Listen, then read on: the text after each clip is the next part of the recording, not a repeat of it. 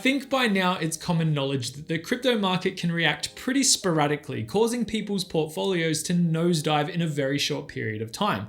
For trading exchanges, these market crashes and dips are even worse, as large volumes of value are removed from their platforms in that very short period of time as well. Welcome back to my channel. My name is Reese, and in today's video, I wanted to talk a bit about this specific headline that I've been seeing making the rounds during this current market dip caused by the death of Terra Luna and UST. When America's largest crypto exchange adds the word bankrupt to one of its regulatory filings, it's going to cause a bit of panic and potential unrest amongst its investors. The company decided to add what's known as a risk disclosure to their quarterly report, and I've linked the report down below, and the statement on the screen has been taken from page 84, where they mentioned that if Coinbase filed for bankruptcy, the assets held by Coinbase on behalf of its customers could potentially be treated as Coinbase's property. And if this were to occur, the last people to be repaid would be those who held their coins and tokens on the exchange. Simply put, they were basically saying that they could hold your Bitcoin, your Ethereum, and any other assets that you held on the platform. The CEO of Coinbase addressed the headlines by tweeting out that investors' funds are safe at Coinbase and that there is no risk of bankruptcy.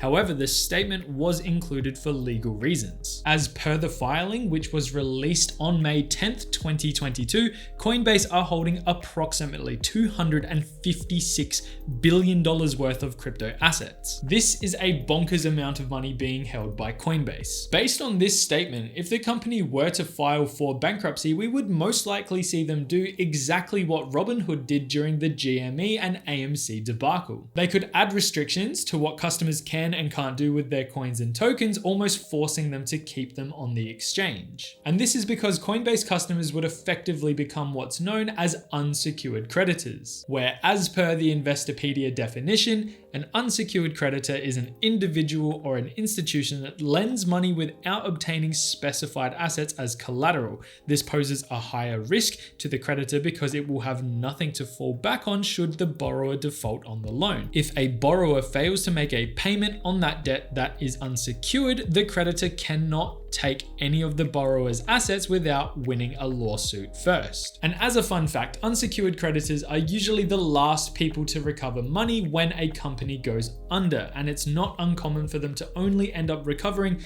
a fraction of the size of their portfolio when they go through this process. Now, it would be a pretty big deal if Coinbase were to go out of business. This would most likely have some serious consequences on crypto in general and other exchanges alike who might be in a similar position. Which leads me into what you can do to protect yourself. Simply put, the safest way to secure your crypto holdings is to only use exchanges when buying or selling these assets, and instead secure your coins and tokens in a credible hardware wallet, allowing you to access them whenever you need them. And if you're not sure what a hardware wallet is, they're like a little flash drive or a USB, and they have the specific purpose of storing cryptocurrencies on them. And there are lots of resources online which will walk you through which ones are the right ones to use and how to use them. I won't dive into that topic too much more in this video. Anyway, to wrap up today's video, the sign off in a lot of these Coinbase scare articles have been regurgitated multiple times, but they're still worth noting. They all state that Coinbase's bonds due in 2028 and 2031 have both tumbled below 70 cents on the dollar,